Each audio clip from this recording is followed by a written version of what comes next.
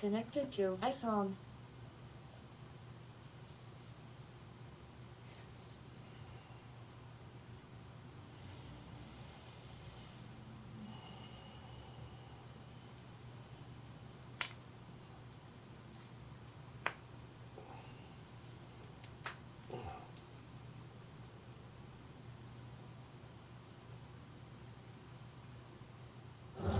Tonight's top highlight, our customized insurance saves you money. Liberty Mutual Insurance.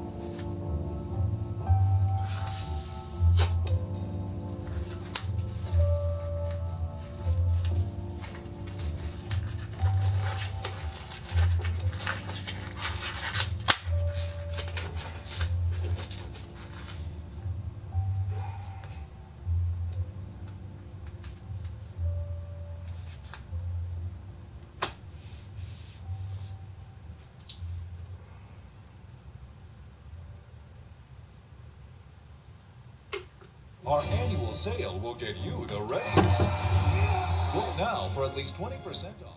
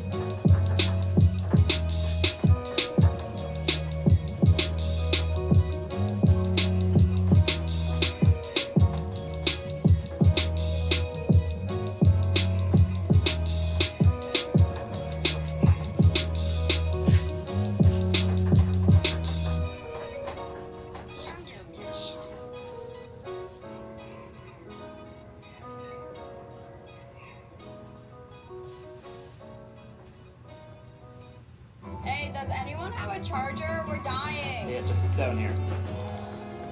I'm dying.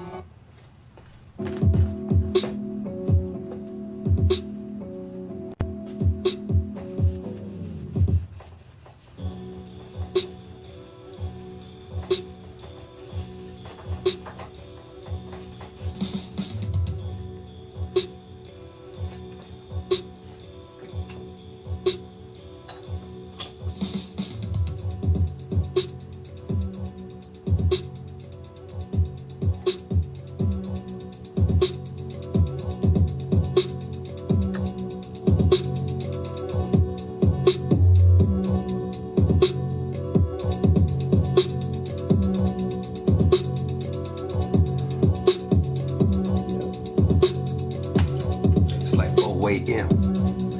Up in the studio. Ooh. It's like 4 a.m. Yeah, you know how I really am. Ooh. Up in. Ooh. What up? What up? For contracts? What the fuck does that mean? For what I'm putting on there? It's like 4 a.m. I'm up in the studio. Ooh. It's like 4 a.m. I'm up in the studio. Ooh, it's like 4 a.m. I'm up in the studio. For the what I'm putting on there is medium.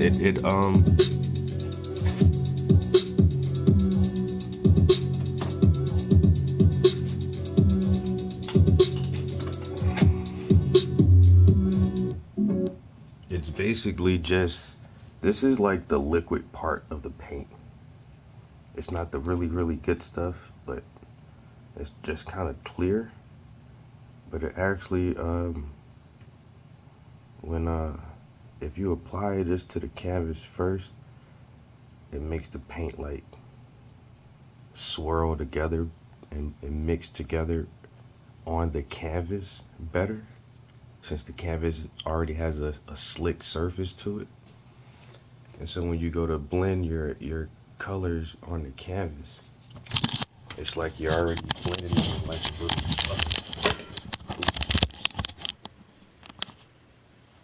So it just helps sometimes when you want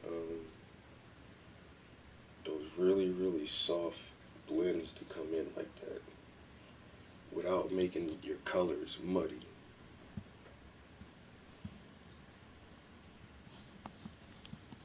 So I've seen somebody do this before. I've only tried it once before, but the first time I tried it, when it comes to like making clouds and like smoke effects, it works pretty good. Henceforth, I'm doing it again. Here's the first time I had pretty decent results. It's for another like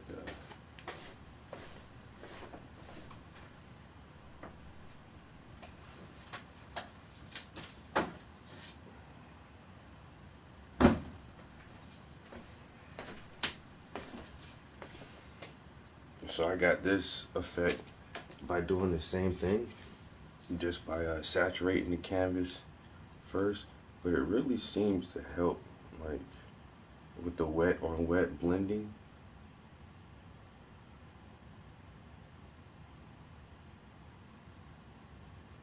And you get that nice shine gloss to it like that. That's not varnish or anything, but that's just heavily mixing that just heavily mixing, heavily applying a layer of medium to the canvas first, and then applying your colors. And it's hard to even see like the real tones because of the camera, but like if you had this in your hand and you can look at how it came out, I was pretty happy with it. So I'm gonna try it again and try to do it a little bit more better. This was just like a little small project I was working on. It's been sitting to the side for a while. I am going to finish it, but it's just something else kind of different. I've been kind of trying to do like different stuff lately, so I got a couple of little different projects that are going to be coming up. This stuff is strong. You know, when you use a little bit of it, you won't even notice it, but like spreading it across a large area of the canvas like that, like you can kind of smell that shit, bro. So I got my window cracked, and when I'm standing right up on the canvas, I put this thing on.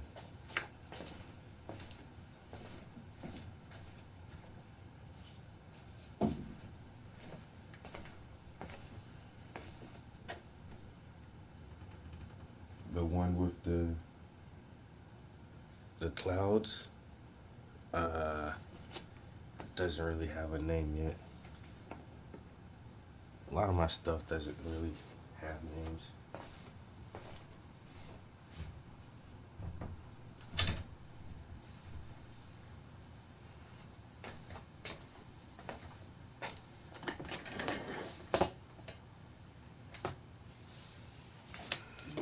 And that's the thing too, like this stuff is so strong, I don't want to like, I'm only doing it in sections, so I kind of like wet this part and wet that part and then put paint on it. So I kind of just did this section. Actually, just putting a lot of it on there is really strong. Ooh.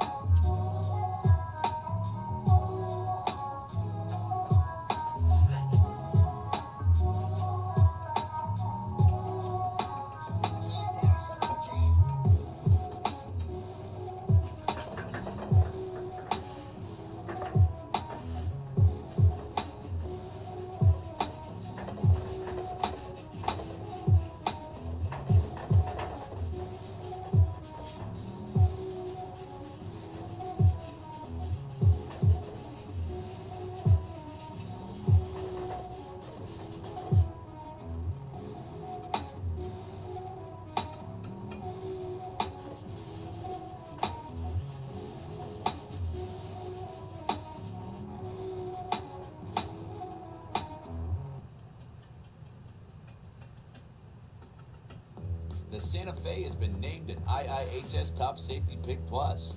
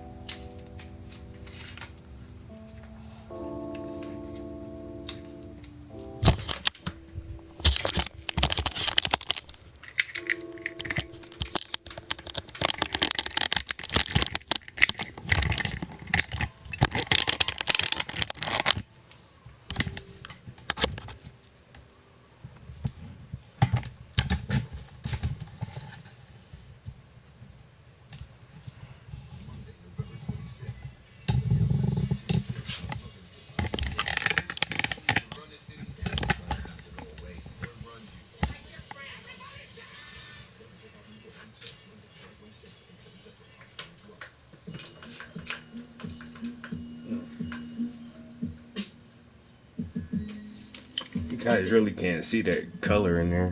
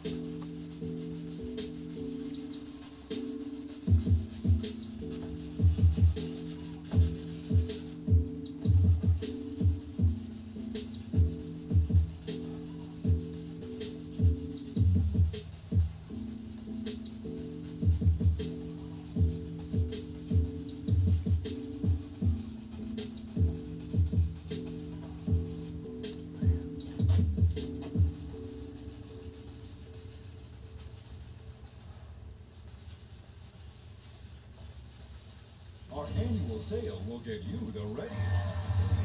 Book now for at least 20% off.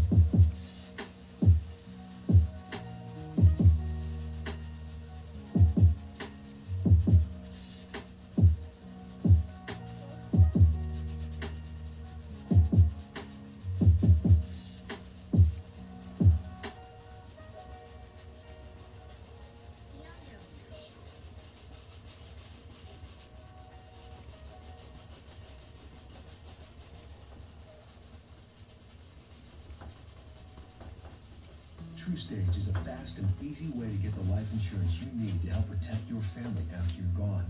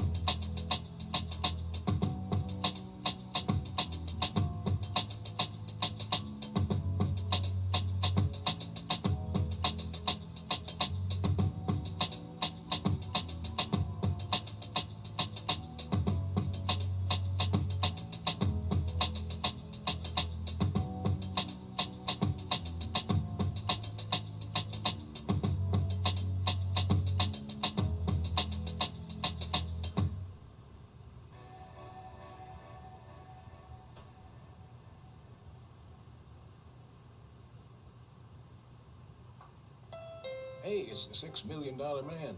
Remember how happy you were getting me as a kid? Feel that way again with the Honda Accord. What's poppin'?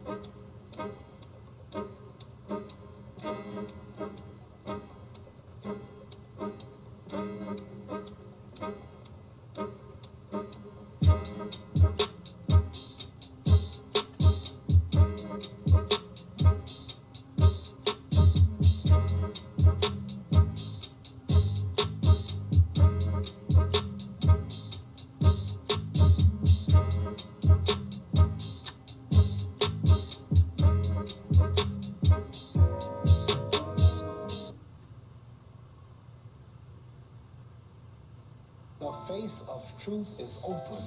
The eyes of truth are bright. The lips of truth are ever closed.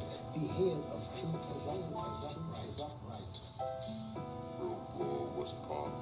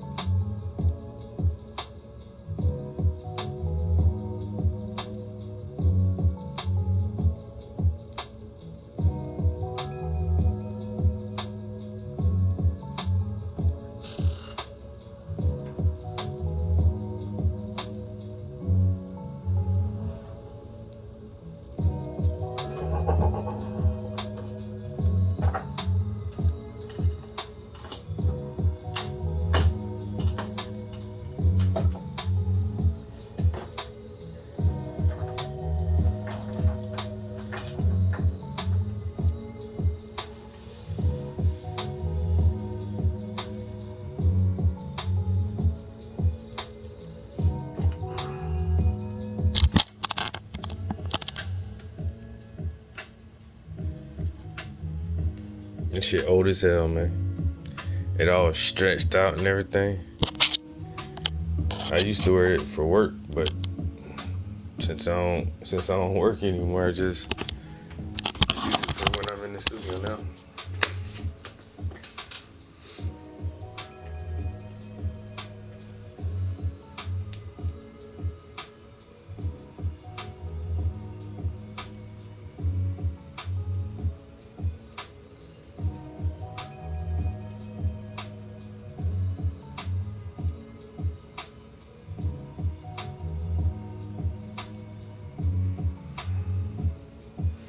Yeah, I actually need a new one, man. The straps. These straps are starting to get worn out everywhere.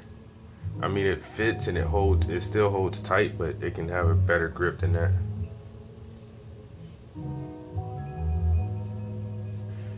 Pretty good. I just emailed a artist yesterday about setting up an interview. So she said she's gonna check her schedule after the holidays, whatever. So hopefully next week sometime I'll have another interview for the show.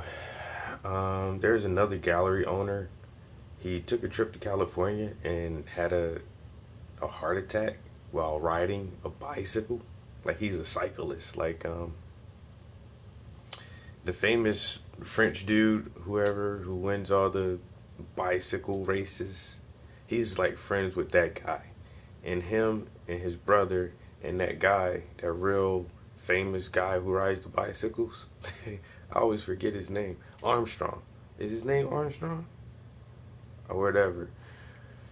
But they were over in California and they were hitting the highways and, some scenic routes and just doing some biking.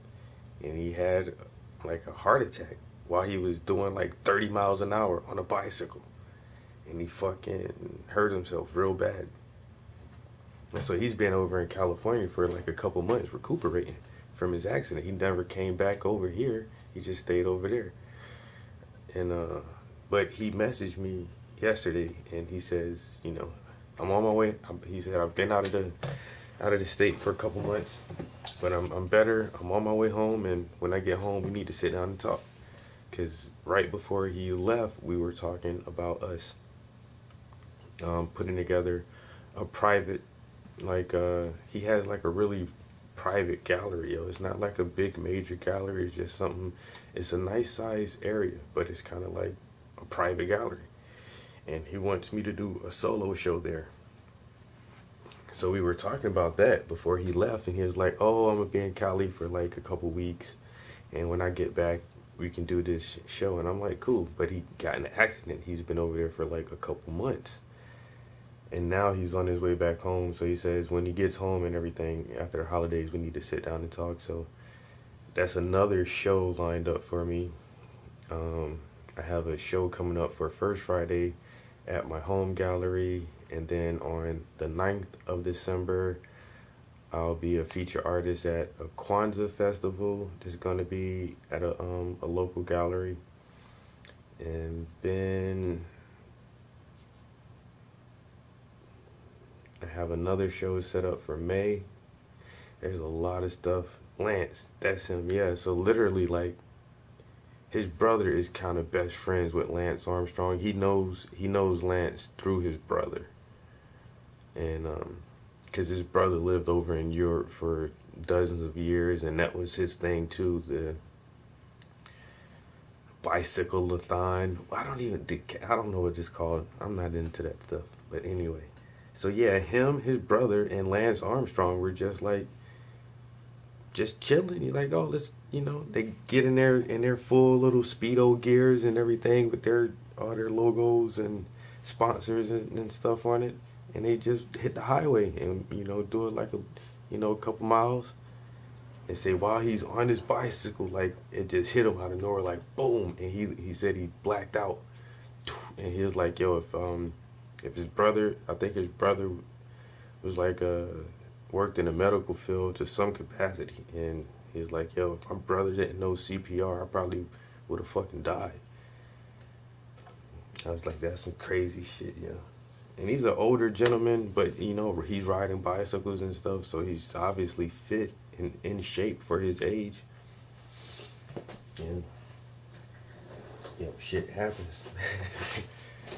But there's like tons of stuff going on with my art. Like this year has been a pretty good year.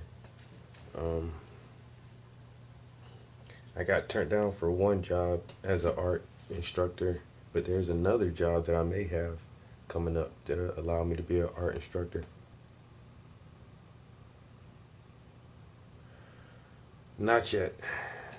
We matter of fact, I need to talk to the editor and see if he's edited. We've only recorded 5 episodes so far, and we want to get 10 episodes recorded before we start airing them, because literally, like, finding artists to do this is like pulling teeth, yo.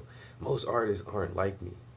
You know what I'm saying? Very few artists are like outspoken and don't mind being on camera for long periods of time, and like most artists are kind of like quiet people and they just want to make art, you know, and like introverts.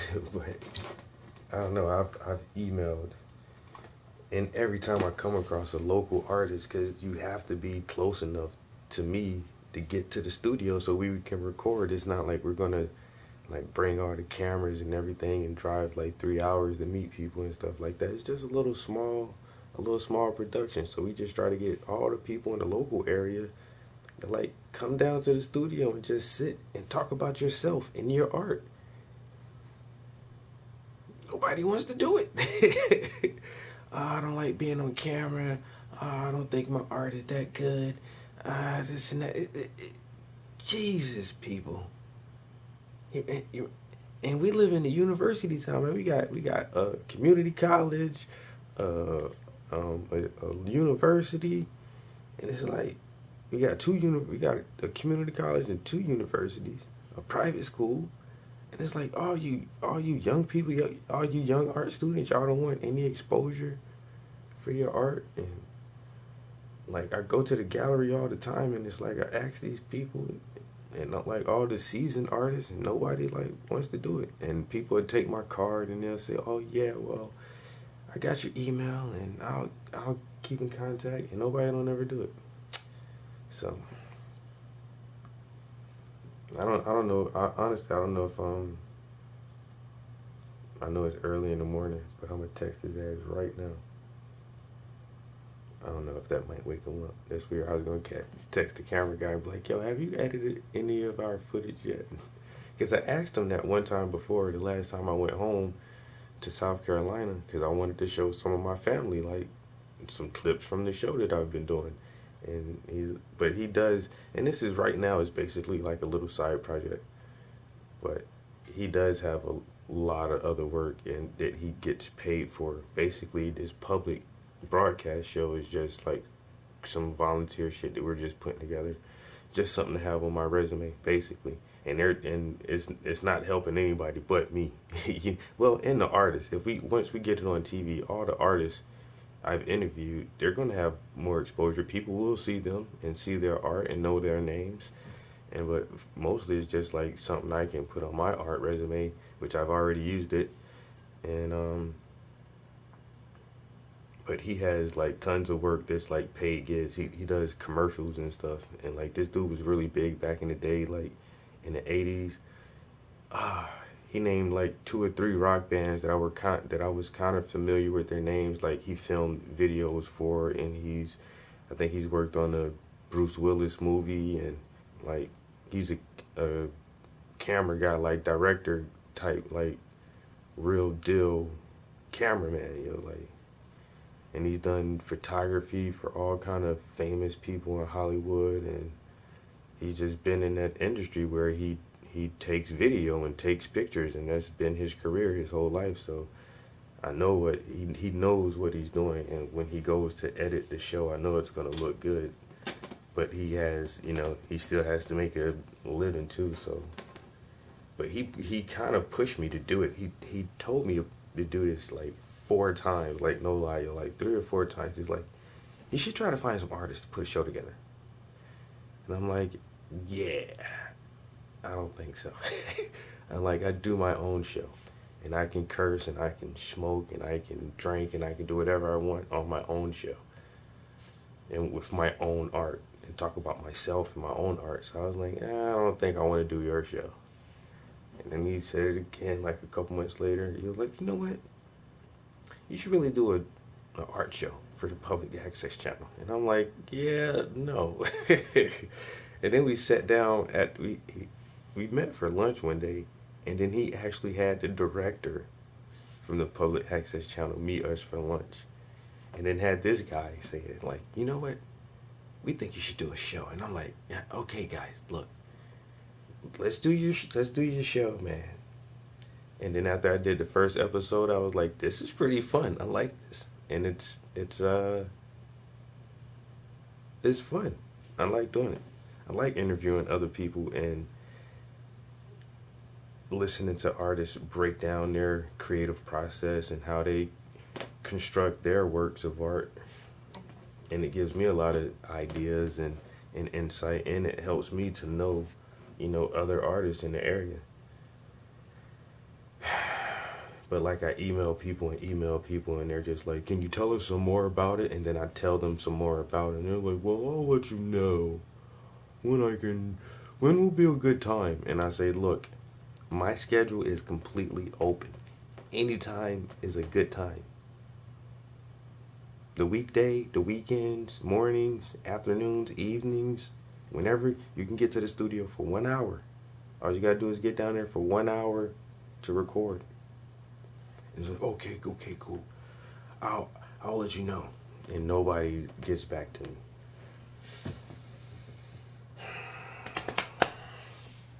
But it's all good. Alright, I only planned on being here for about an hour anyway, guys. I did get this section over the skull. There's a little spot right there I wanna smush this paint around a little bit.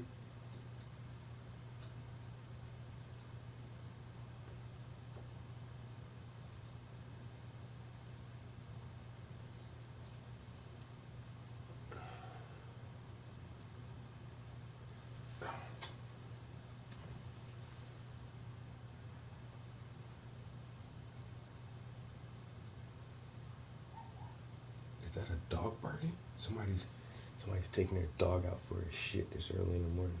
I bet that dog woke their ass up in the house barking like, row, row, row, row. Wake up, motherfucker, I gotta go to the bathroom.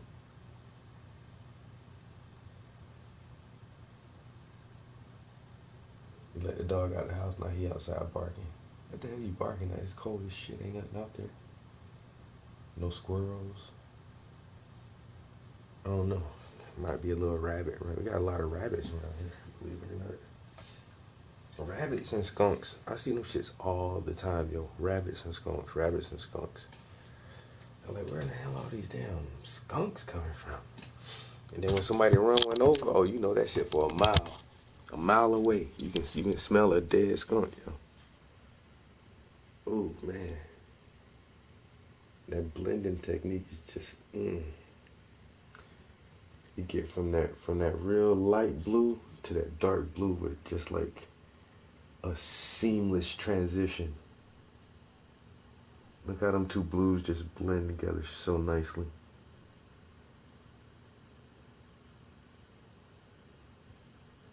Almost a seamless transition in the blue.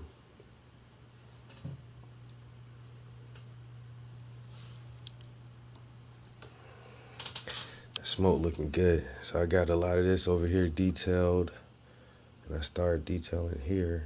So now, and I got this part done. So now I want to come from here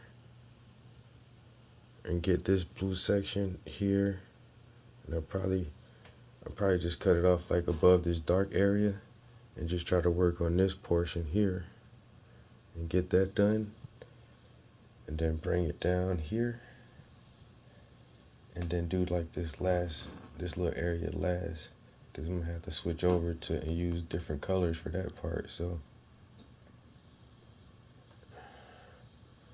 just gonna bring it down and around and then do that, and then it's done.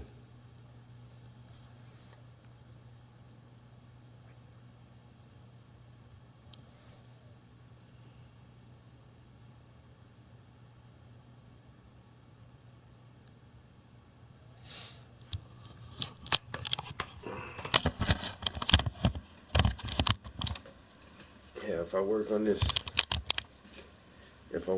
all day today, I can have this thing done today and be on to the next painting. Word up. I might be able to finish this today.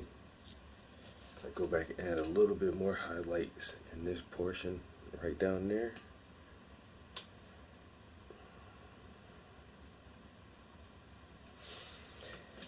Yeah, guys, there's a good chance y'all might see this on Instagram.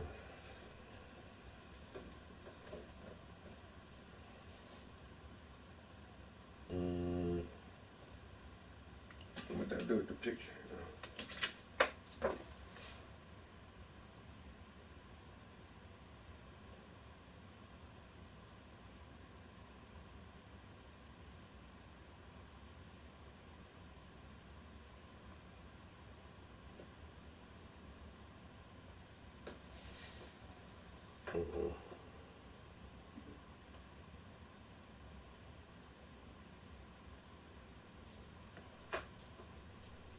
Damn it. I think I brought that down too far.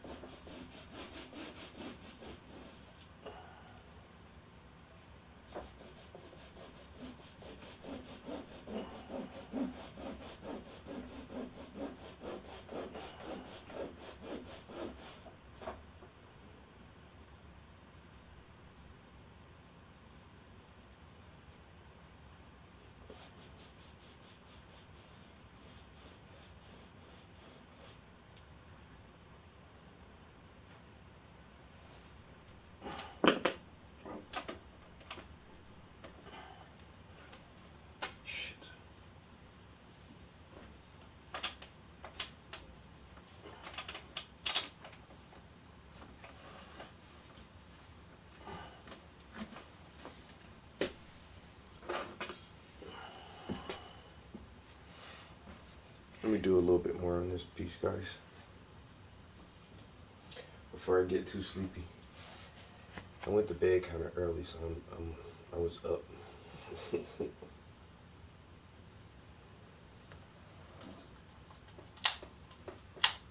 Let me find something to listen to.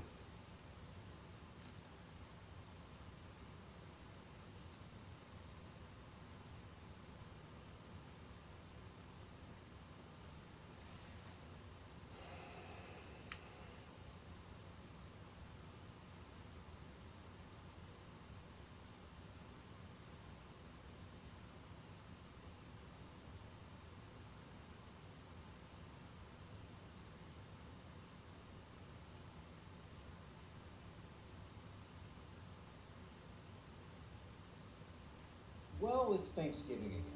A time where we can all kind of reflect on things we generally take for granted but are very grateful for.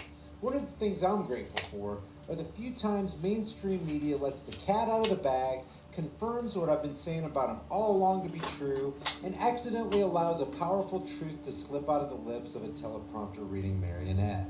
Like the time Mika Brzezinski on The Morning Joe said this. I think that the dangerous, edges here are that he's trying to undermine the media, trying to make up his own facts, and it could be that while unemployment and the economy worsens, he could have undermined the messaging so much that he can actually control exactly what people think, and that is our job. Yeah, if he can actually control. Exactly what people think, and that is our job. Yeah, you heard that right. Mika was bemoaning the fact that control. He could have undermined the messaging so much that he can actually control exactly what people think, and that is our job. Yeah, if he can actually control. Exactly what people think, and that is our job. Yeah, you heard that right. Mika was bemoaning the fact that in Trump's attempt to undermine the media, he could control what people think. But the daughter of Zbigniew Brzezinski strongly objects to this, reserving the right to control what people think to herself and her fellow MSLSD crackpot stage actors. Here, listen to it again. He's trying to undermine the media, trying to make up his own facts, and it could be that while unemployment and the economy worsens, he could have undermined the messaging so much that he can actually control exactly what people think, and that is our job. Yeah. And at the end of that very revealing statement, Joe Scarborough agrees by saying, "Yeah." He can actually control exactly what people think, and that is our job. Yeah. Yeah. But not only am I thankful for accidental mainstream media mess-ups, where they drop the veil and let the truth slip out, I'm also thankful for the times they blatantly lie, like the entire cast and crew of MSLSD's Morning Joe does every single year. This is from last Thanksgiving. Here, they're outright lying to their viewers in a segment they taped a day before Thanksgiving for a show that would air as though it were live a day after Thanksgiving. Watch every single one of them participate in this ridiculous lie. And remember as you watch this that they're going to tell viewers that it's Friday when it's really Wednesday, and they're going to tell you how much they ate, what they did, and who they were with on a Thanksgiving that hadn't even happened yet. But they're going to tell you it had happened. Whoa! Wow. That was a great Thanksgiving. It's Friday, November 24th. Game? Hope everyone had a great Thanksgiving. How was your Thanksgiving? Happy Turkey Day. Willie, how was your Thanksgiving? I've still got the belt unbuckled. I'm telling you. I'm not comfortable. There was a fist fight at my dinner table. It was incredible. God. Yeah. Good to have you all on board on this day after you guys Thanksgiving. back. Whew, I'm stuffed. I always cook the turkey with the guts in it. Joe didn't notice. I know. I ate the bag and It's good. in one bite. Good. Was it BPA free? It was. I don't know and it was still a little frozen, but that's okay. Well, you know what? No, the game last night, Willie. That last. So they feel it's their job to control what people think, and they think it's okay to just make crap up and pawn it off as truth and reality. And here's one last clip you can pass on to your family and friends who still look to mainstream corporate media for real news. Listen very carefully to what Joe Scarborough says to lifetime race baiter and reckless, ridiculous Reverend Al Sharptongue. How much longer Donald Trump's going to go before explicitly calling out this type of hatred and explicitly denouncing David Duke, explicitly denouncing white supremacists, and not doing it with a nod and a wink like he's done in the past? It's very important that everyone realize that Joe Scarborough is specifically condemning Trump for not explicitly calling out and denouncing hatred and racism. And it's also highly relevant and important that the person he's talking to is Al Sharpton. Let's listen to Fork Tongue's hypocrisy first, and then I'll get to my nail in the coffin point. No, I think that it is a very, very serious question you raise because, you know, Dr. Martin Luther King used to say the arc of the universe is long, but it bends toward freedom and justice. And the question is how long this will go. I think last week's election showed that it does not have the legs that we was thinking it may have politically. And Trump is going to have to make a real decision. But I think where AC's last point to you and Mika was very profound when we kind of looked the other way when it was racism and then it was homophobia and then it was Islamophobia.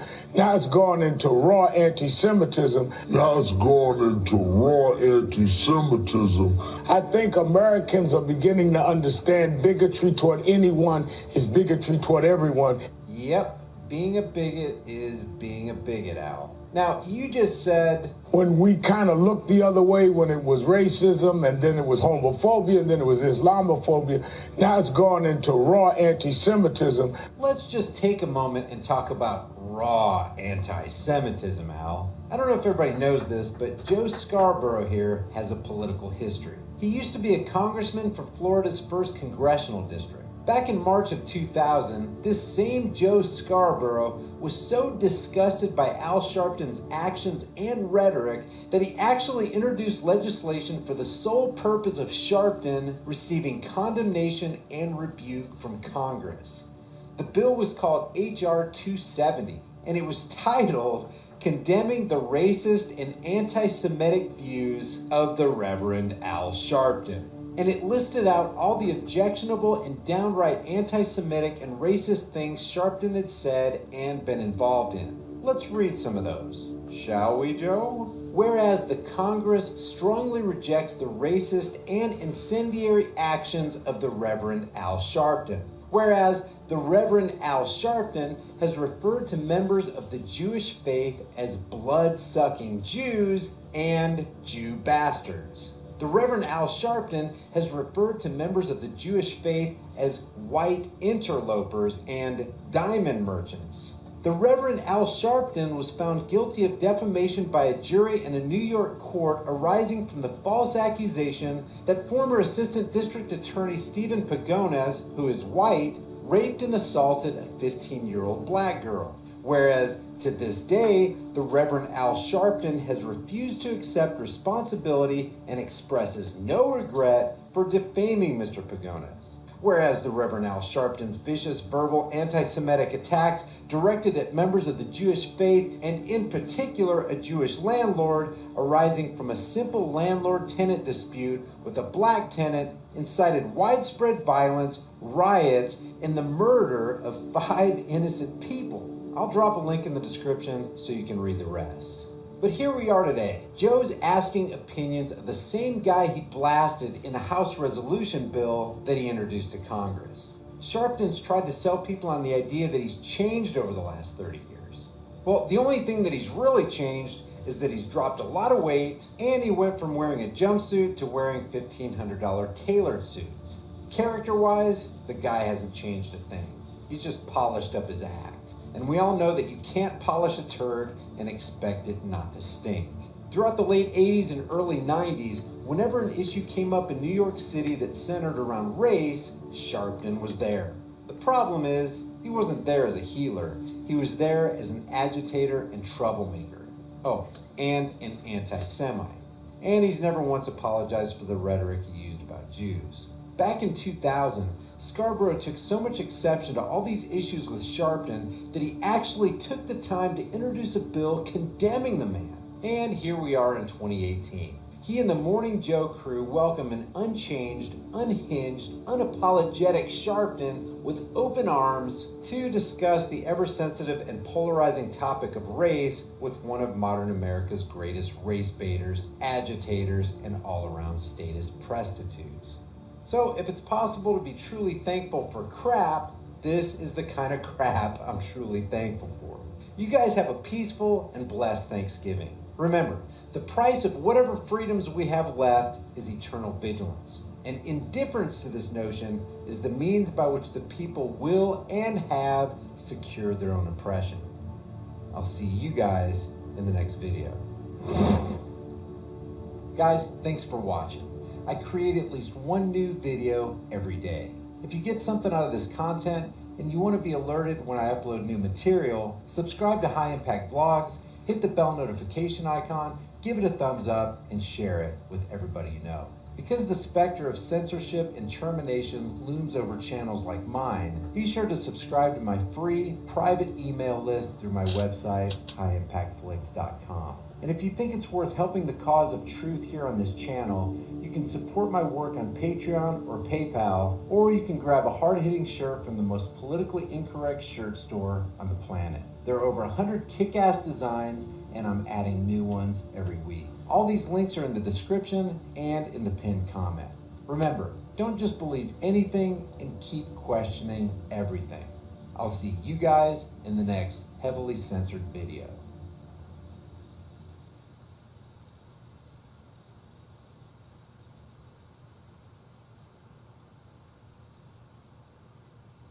What makes CarGurus the #1 car shopping site? The thing I like most about CarGurus is looking at the great deals.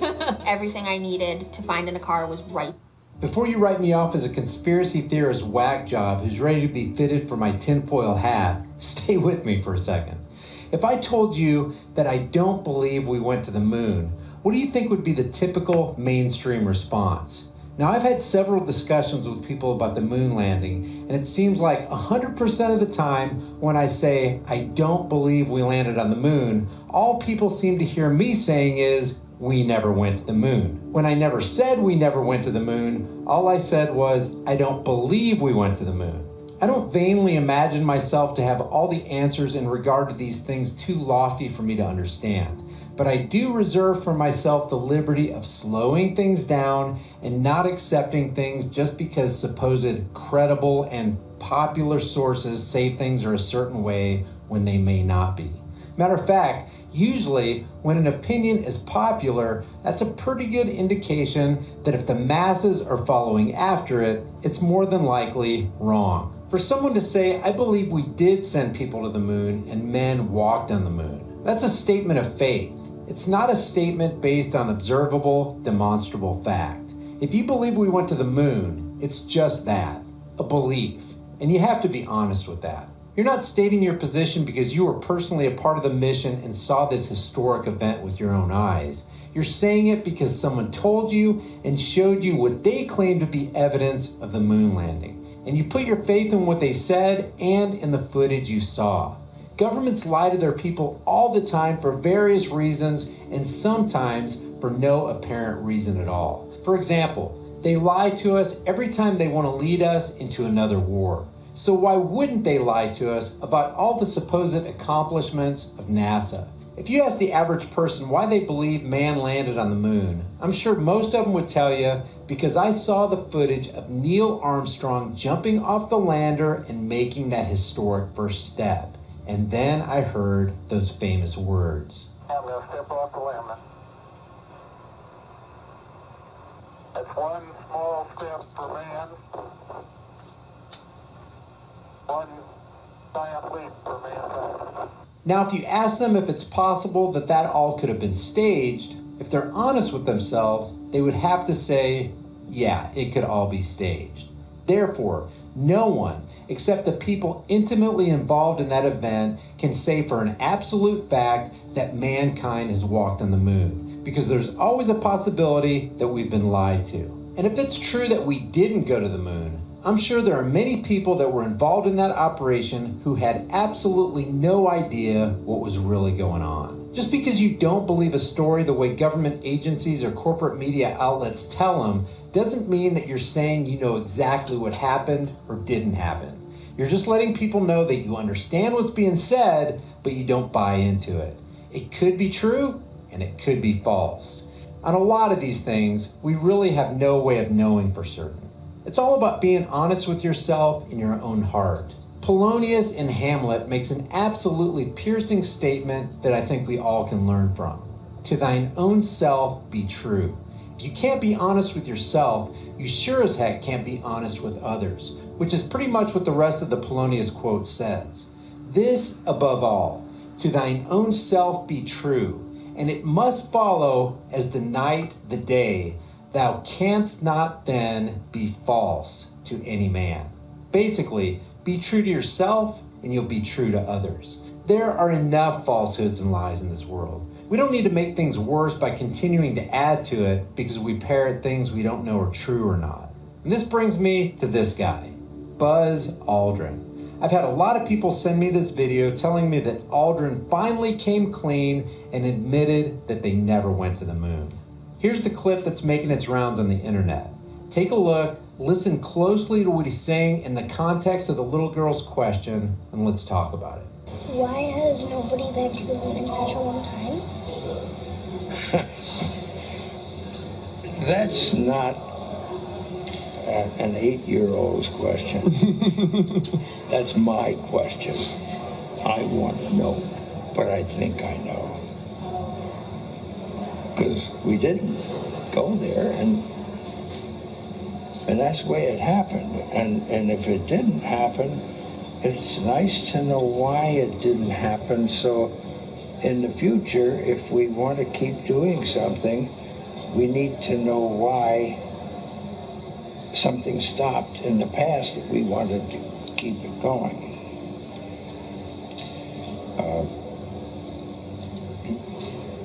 Money is a good thing. If you want to buy new things, new rockets, instead of keep doing the same thing over. Then it's going to cost more money. And other things need more money too. So having achieved what the president wanted us to do, and then what thousands, millions of people in America and millions of people around the world. You know, when we toured around the world after we came back. This is the original video. It was published on September 15th, 2015 by the YouTube channel The Roarbots. The context is this little girl Zoe asking Buzz Aldrin questions about himself and his supposed profession at the National Book Festival in Washington, D.C. on September 5th, 2015. The segment I showed you is just under 2 minutes long and is part of this 17-minute, 22-second video. Zoe's question is, why has nobody been to the moon in such a long time? The first thing he says is, because we didn't go there. And of course, the natural reaction is, wait, what the heck did he just say? She asked basically, why haven't we been back to the moon? And he's answering, because we didn't go there. So we haven't been back because we never went, is what people are taking away from this. Now, let me be clear, guys. I'm one of those people who does not buy the NASA sales pitch that we went to the moon. I do not believe we went to the moon. And I can see why people would be quick to focus on this segment of the video. When something seems to fit what you believe or don't believe, you want to latch onto it. And I don't think that's a wise approach. But I do think two things need to be considered when watching this video: the context of the girl's question and Aldrin's mental state. If you haven't watched the entire video, and from the comments I've seen, a lot of people haven't taken the time to do that, you'll notice something about Aldrin as he attempts to interact with this little girl. It really seems like Buzz is buzzed on something. It's obvious that he's having trouble forming sentences, using the right words, and he's especially having problems using the right word usage. Here's just one example. In trying to answer Zoe's question, what would it be like to have a home on the moon or Mars, Aldrin basically says it's inhospitable, inconvenient, and expensive. Then he says this: we may want to be thinking about a growing number of people. And if you keep bringing people back, you're not going to have a growing civilization. So that's kind of the ultimate goal. Now, what will they do? Well, we have to keep interesting the people who are paying the bills, or they won't keep paying the bills. Keep interesting the people who are paying the bills, or they won't keep paying the bills. That's kind of a weird way to say that, but contextually, what he's basically trying to say, and doing a crummy job at it, is that NASA needs to keep the interest of Americans, or the tax cattle, not his words but mine, are going to wonder where all their money's going, and they'll object to having all the revenue going toward a program that isn't producing any results. And this is just one example of how Aldrin struggles to communicate during this 17-minute interview. Maybe he's drunk, maybe he's taking medication, maybe he's suffering from Alzheimer's or struggling with some other medical issue. Heck, maybe he doesn't know how to communicate with little kids. But if you watch this thing all the way through, you'll see that there's something definitely not right about Aldrin's state of mind. As for the clip everybody's talking about, he does say, because we didn't go there. But check out the context of not only the question, but the context of the rest of what he says.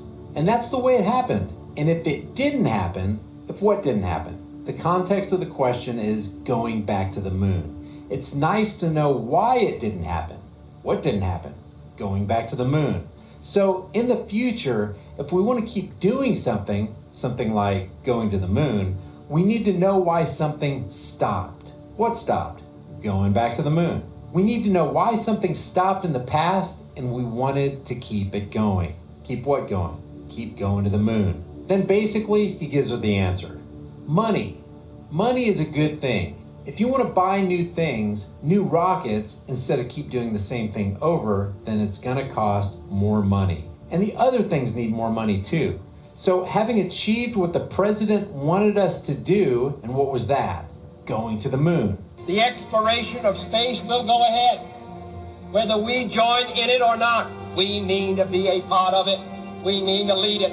For the eyes of the world now look into space, to the moon, and to the planets beyond. We choose to go to the moon. We choose to go to the moon.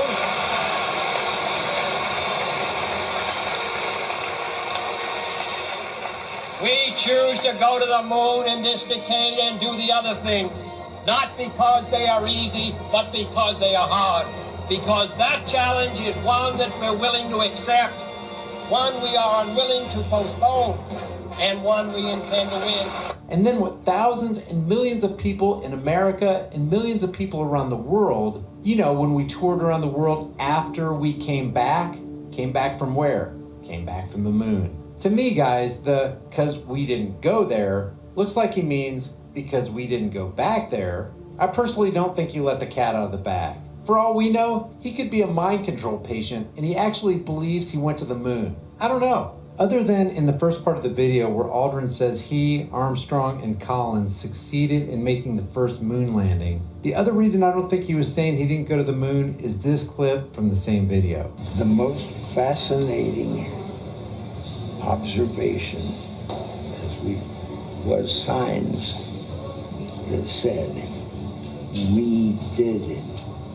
Not just us, not just America, but we, the world, different countries. They felt like they were part of what we were able to do. And that made us feel very good. The most fascinating observation was signs that said we did it. Not just us, not just America, but we, the world, different countries. They felt like they were a part of what we were able to do. And the context is going to the moon. And that made us feel very good. As for NASA needing more money to do more things, if they're plundering of the American people to the tune of over $50 million every single day isn't enough money to get something done, then there will never be enough money. We would do well to defund the scam space program, throw together a voluntary defense force, and prosecute the criminal international bankers. But of course, I'm just dreaming now. What would have been an interesting question Zoe's dad could have had her ask is, "Hey Buzz, how the heck did you guys make it through the Van Allen radiation belt there and back with 1960s equipment without dying or at least getting really, really sick?" Guys, if you enjoyed this video, subscribe to the channel, hit the bell notification icon, give it a thumbs up, share it with everybody you know. Don't forget to visit the shirt store, and I'll see you guys in the next video. Before you go, check out one of the most in-your-face, hard-hitting, conversation-starting shirt stores on the planet. Just by wearing one of these t-shirts, hoodies, tank tops, or cutoffs, and without saying a word, you can let people know that black rifles matter. You can inform the sleeping masses that fluoride is dumbing them down, that Google is a gulag-style censorship machine, that the Department of Homeland Security is merely security theater, that the NSA makes your private life their business, that the Grim Reaper supports everyone's troops, that we need to legalize freedom, that in life there are no excuses, that CNN is a communist news network, voting is the suggestion box of slaves, that 9/11 was a lie, and that all official stories should be questioned. Also, let people know we're in the middle of a full-blown sheep-volution, taxation is theft, the IRS is an immoral robbery service, cops enjoy protecting and serving the crap out of you, that the space you occupy is not a gun-free zone, and that gun-free zones are the most dangerous places on earth. Your purchase helps support more hard-hitting content on my censored channel. As of the recording of this video, I have over 90 designs. I take your requests for new designs, and I'm adding new ones every week, so check back often. The link to the store is in the description. Thank you for watching, and I'll see you guys in the next video.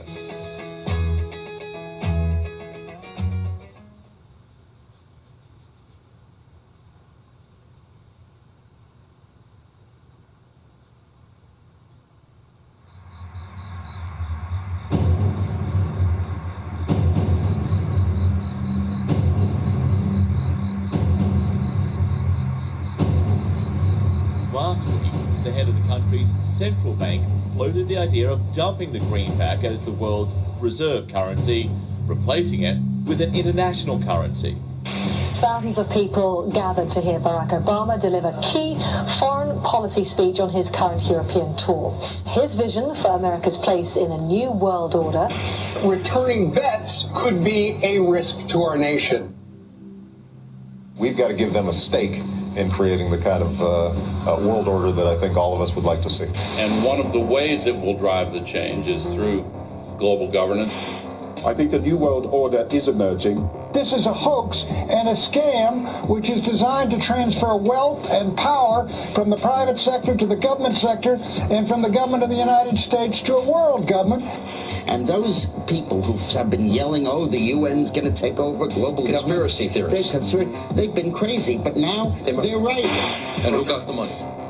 Hundreds and hundreds of banks. Any bank that has access to the U.S. Federal Reserve's discount. Tell us who they are. No. You know, financial terrorism. They have the ability to tweak the knob. I am proposing that the Federal Reserve be granted new authority. The ultimate goal of the carbon tax and the cap and trade is to destroy production. This energy tax is the largest tax increase in American history. We're actually creating a global warming police. So number one, they can come in, the federal government can come in, inspect your house, and send you the bill. We're setting up a global warming Gestapo. One of the things that if you talk to our generals, they are desperate for is a civilian counterpart to our military forces. I am fierce. And this is what I wear. Senator Barack Obama's presidential campaign is asking Missouri law enforcement to target anyone who lies or runs a misleading television ad. I've now been in 57 states. I think one left to go. The president, when he was in Europe last week, he met with the king of Saudi Arabia. He appeared to bow. President Obama today proposed something new, something called prolonged detention. Pre-crime is where people are arrested and incarcerated to prevent crimes that they have not yet committed.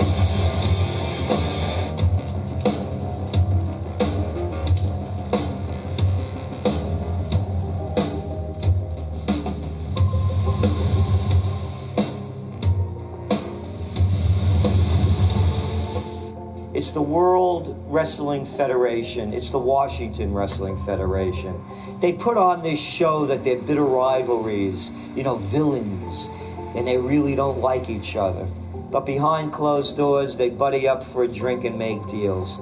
Both the Republican and Democratic parties are owned by the same global elites. And on issues that matter to those global elites, they act as one. They've wrapped themselves in the American flag, and they've talked about preserving American heritage and principles, and all the while they're working to merge us into a new world order where our sovereignty will be destroyed. We'll lose all connection with our American heritage. With Bush, you knew exactly what you were getting. It was there was no iron fist in a velvet glove. It was just the iron fist. Whereas with Obama, you've got the velvet glove and the iron fist. A very sharp guy, very smooth, knows exactly what he's doing. For that reason, far more dangerous than Bush. Well, at the end of last year, I was willing to give Obama the benefit of the doubt. I thought it was premature to write this guy off.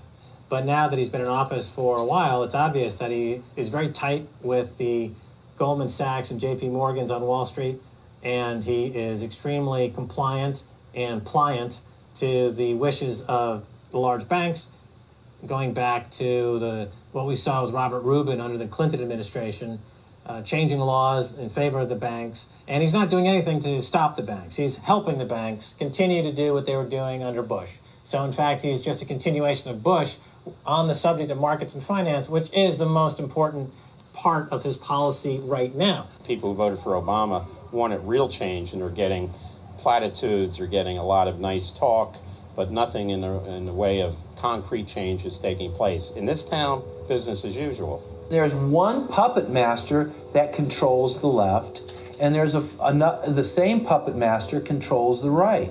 They control the Republican Party, and they control the Democratic Party.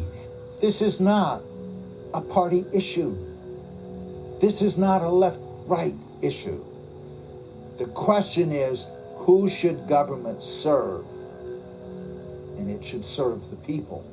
In fact, government is just a tool of the dominant minority that uses economics and government law to enforce upon the public various mandates. The right-left paradigm in the U.S. and in U.S. politics is taken directly from the commercial world and the corporate world. In the business world, you have Coke, Pepsi. You have got AT&T and Verizon. You've got duopolies. And a duopoly gives the illusion of there being some competition and some choice. And it looks a little bit better than a monopoly. So, for example, in communist Russia, if they had communist Russia red and communist Russia chartreuse, there would have been the illusion of choice and something akin to democracy in Russia. But they simply said, forget it, we're just going to go with red. In the U.S., they have this left-right paradigm, which, unfortunately, it doesn't take them out of the hard, cold fact that there is no choice. There's no social justice. There's only one choice, which is to supply more rent to the rent seekers who have now taken the whole system hostage. We've seen the limitations on government whittled away. We have seen this erosion to the point where today it seems like nobody does care. And right now in Washington, D.C., we have seen a fall of the republic. If the United States doesn't have its Bill of Rights and Constitution, it doesn't exist anymore. It's just more real estate, more dirt. And that's what these global corporatists want. They want to completely dismantle the Bill of Rights and Constitution, and they're doing that right now. This is the fall of the republic. Our nation is dying. We, the people that live in this fine country, need to stand up, get involved, and take the system back. It's the Bill of Rights and Constitution that we owe allegiance to, not to a political party, and not to politicians that wrap themselves in the red, white, and blue, while at the same time they destroy everything that sacred flag stands for. So in the old days, you used to have this globe with 180 some odd countries, and a few of those countries had a lot of power, like the Soviet Union, the United Kingdom, and the United States at various times. But today, you might better look at that globe and say that it's surrounded by huge clouds swirling around the planet. They know no national boundaries. They don't follow any specific sets of laws, and these are the big corporations.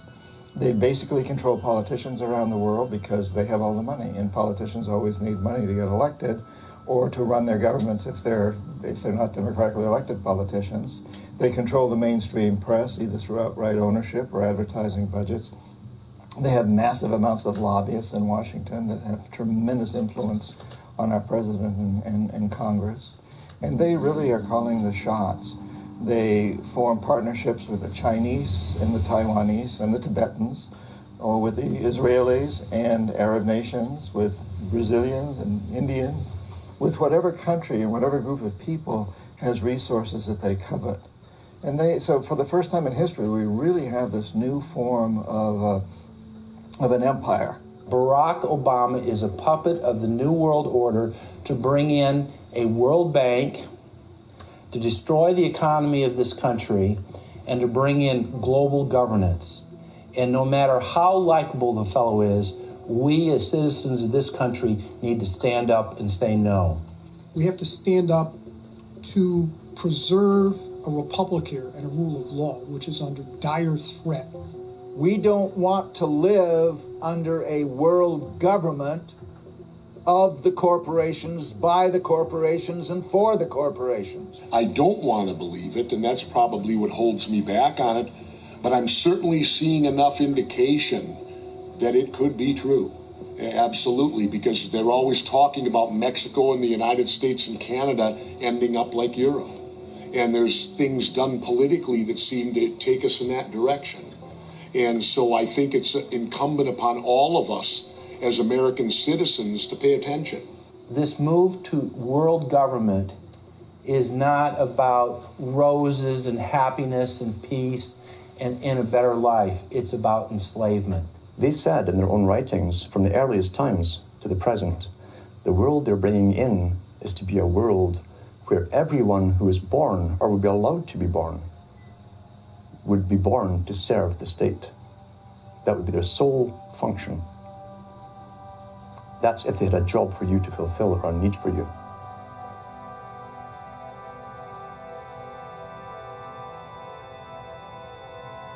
July 4th, 2009. Across the United States, citizens gathered to celebrate the Republic's founding 233 years before. Most people in the crowds were aware that America was going in the wrong direction, that things were changing for the worse. But few could grasp the sheer magnitude of corruption and looting running rampant like a disease through the heart of the nation. The engine of America's greatness is not just its liberties, but the people's willingness to fight to keep them.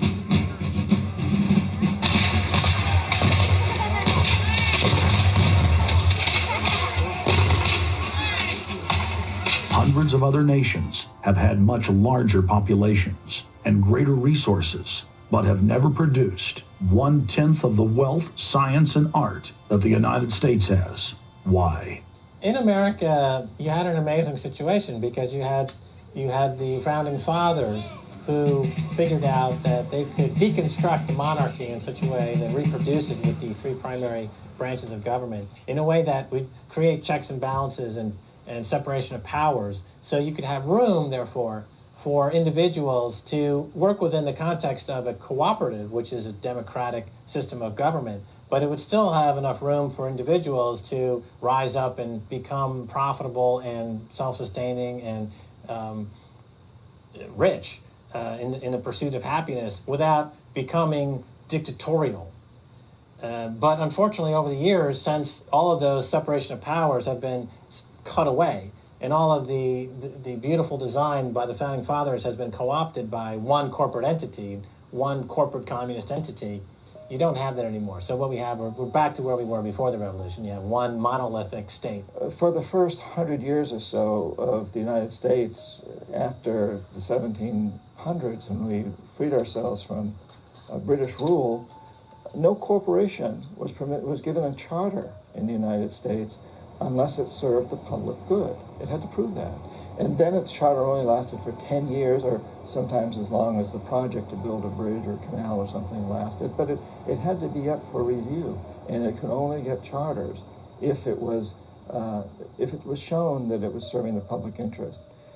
That changed, primarily because John D. Rockefeller kind of bribed Delaware and New Jersey to begin with into accepting a different system where he said, listen, if I pay you lots of money in terms of taxes, etc., I want to be licensed and not have to serve the public good. I want to be able to get around that law.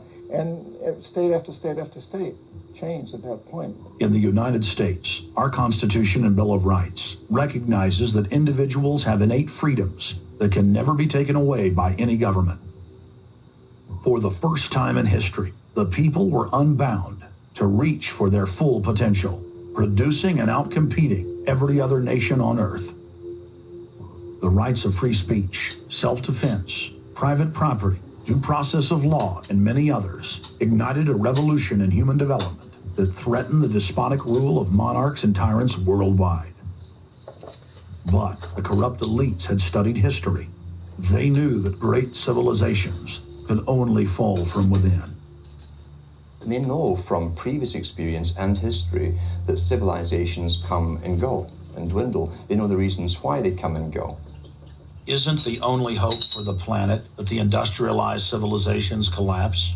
Isn't it our responsibility to bring that about? Maurice Strong, founder of the UN Environment Program, from his opening speech, Rio Earth Summit, 1992. Maurice Strong is the man who said that they would never allow another country to rise up as powerful as America. It will never be allowed to happen again. And he said the best thing we can do is to tear down all the factories, all the top commerce of the United States, and level it and give it back to nature. So that was the advice from this character, who has tremendous power at the United Nations and was picked up and groomed by Rockefeller himself. Over the past decades, since the Kennedy assassination approximately, you've had an ongoing oligarchical transformation of virtually every country in the world. And in the United States, it's taken the form of an oligarchical counter-revolution against the reforms of the 1930s, with the Wall Street interest asserting itself as more and more dominant. And once bankers and oligarchs have power, the things that they do, you could call them a policy. You could call it something like a tropism. It's like the way a plant responds.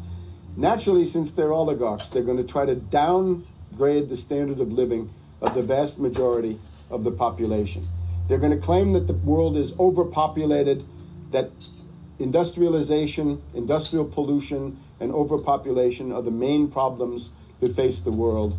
And they're generally going to try to crush and mortify any kind of popular democracy or mass movements with any kind of progressive content. Nations rise and fall. They knew how debt could never be recuperated. They knew that disease or prolonged war could wipe out the population and the future populations that pay off debt. So these guys all work together. That's why it's no surprise that today you have Lord Rothschild coming out, pushing the latest scam or religion that we must all believe in, which is global warming, which his personal bank, his family's bank in Switzerland, will be in charge of. They've run the system, the whole economic system of the world for the last 250 years. So why shouldn't they also run the economic system for the next few hundred years? The question of a ruling class, oligarchy as a ruling class, is posed by Plato in the Republic, where we find that oligarchy is a constitution full of many evils, where the rich dominate the government by buying it, and the average individual or the poor count for absolutely nothing. Oligarchy is a frame of mind. In other words, if you're a banker, this is already a worldview. It's a world outlook, and it implies the policies that have got us here, right? Malthusian policies, zero growth policies, driving down the standard of living, attempts to wipe out all kinds of mass institutions that might be a countervailing force. This is a scientific dictatorship, which Bertrand Russell said, and the Huxleys said, both Aldous and Julian Huxley said they would bring in the scientifically controlled society. It's not just family planning, which really means abortion and so on. It's global planning, which is literally sterilization and abortion worldwide for the ideal reduced society, and not just across the board, through genetics, through the Genome Project, through the constant IQ testing. Globalization has economically destroyed the world.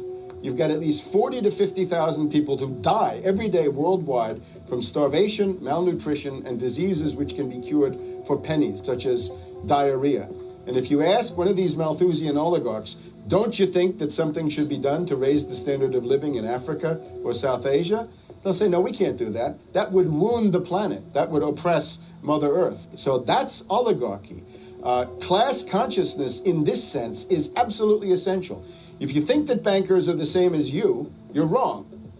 F. Scott Fitzgerald once told Hemingway, you know, the rich are different from us. And Hemingway said, yeah, they have more money. And F. Scott Fitzgerald replied, no, it's something much deeper. It's a whole different world.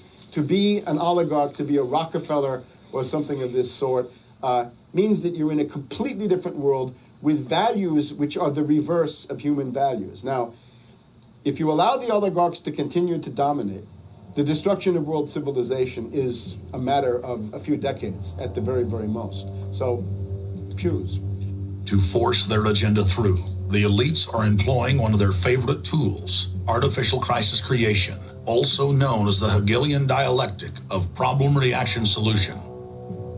You never want a serious crisis to go to waste. And what I mean by that, it's an opportunity to do things that you think you could not do before. The Earth's ruling elite are first and foremost monopoly men. The founder of the Rockefeller clan summed it up simply when he said, competition is a sin. Rockefeller himself said that competition was a sin. And people quipped at that, thinking it was one of his little jokes. He made many jokes about saving pennies and stuff like this. But in reality, he was telling you a truth, that competition to a man like him, who worked for a much larger organization competition truly was a sin. And the cartels that have been formed ever since have become much bigger, more powerful cartels which can literally command governments, sometimes to go to war on their behalf, have occurred. The economic crash of 2008 and 2009 was an engineered crisis designed to cripple sovereign nations globally to make way for a world currency and a new Bank of the World. China's holding what, 1.5 trillion worth all over the world. They're holding U.S. currencies. They want to get out of them in a way where they're not going to lose on their investments. There's going to be a world currency. There's going to be a new reserve currency. They're going to push it through the IMF. That's going to be the banksters that are going to be in charge of it. It's going to happen, and it's going to happen sooner rather than later. There was also a question to Geithner.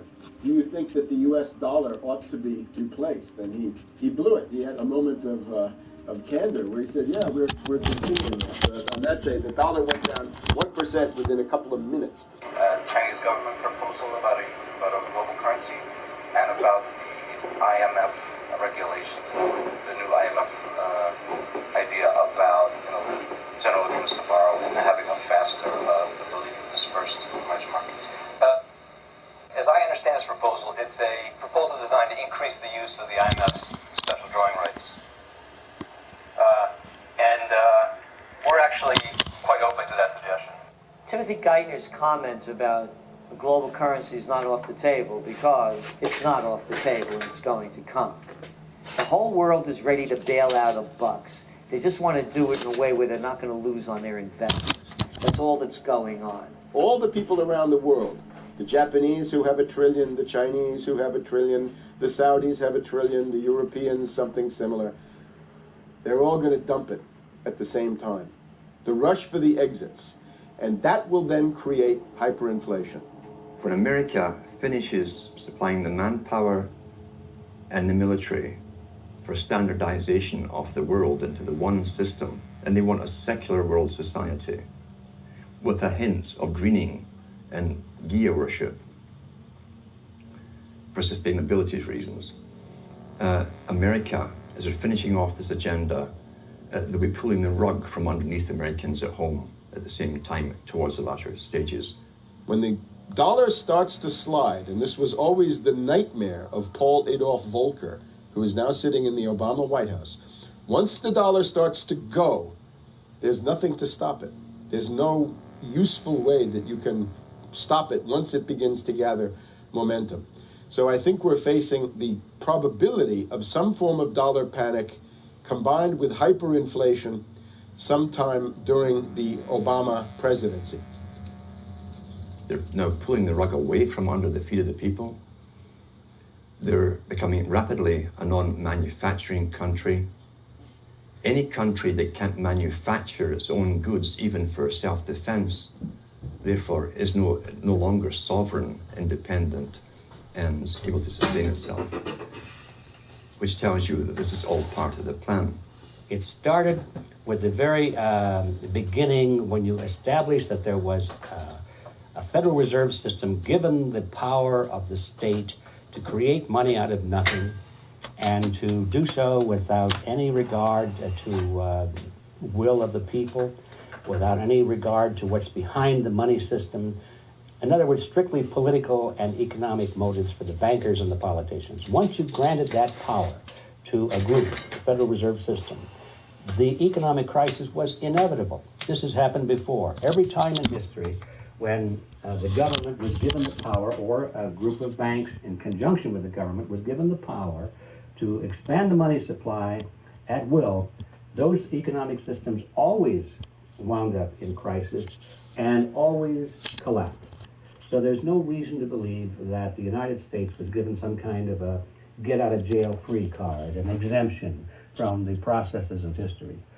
So the economic crisis began at the very beginning, and as a matter of fact, when the founders of the Federal Reserve System met on Jekyll Island back in 1910 and were drafting the Federal Reserve Act, one of the things they discussed was how to pass on the inevitable losses to the taxpayers.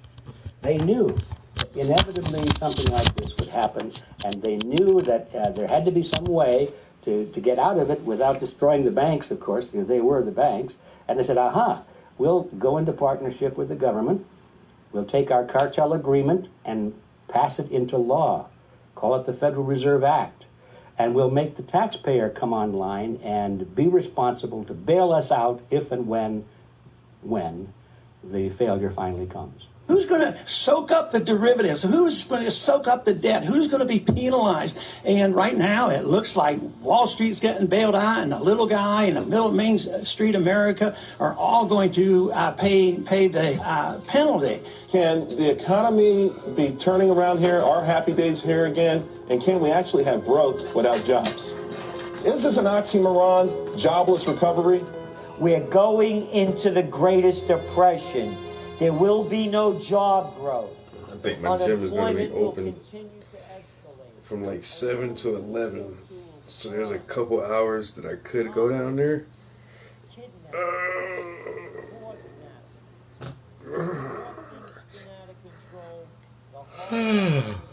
But I doubt if I'm going to the gym this morning. I'll probably do some push-ups or something. I'm just take a break out of the studio for a minute, guys. How long I've been here? I've been about 2 hours. The elite's main goal is to destroy national sovereignty and individual independence, to consolidate their grip on power. The banksters create artificial debt bubbles that are mathematically impossible to pay back. These are those sinister, toxic assets, the complex financial instruments that they talk about but never really name. They're paper based on paper. Yeah, and I was running out of a couple colors on my palette, so I started to load it back up.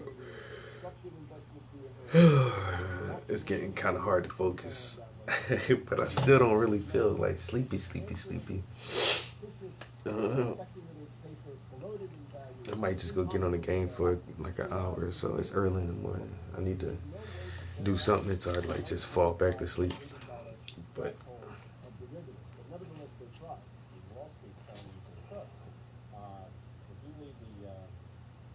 what in the hell?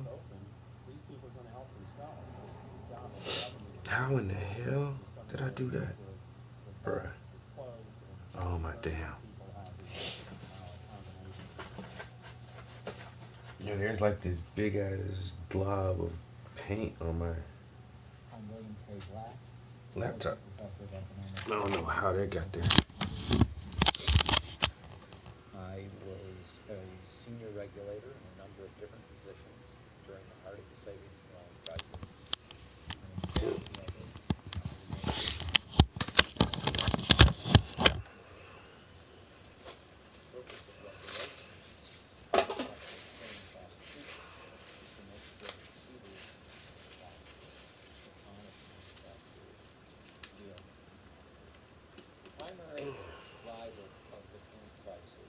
Yeah, that's a lot of paint on there. What the hell? I got paint everywhere in this studio.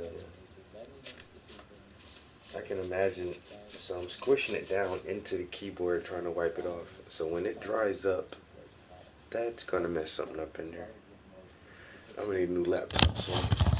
Alright guys, like I said, I'm gonna just get out the studio for a while. I'm not going to bed. I'll probably go downstairs and play the video game for a minute.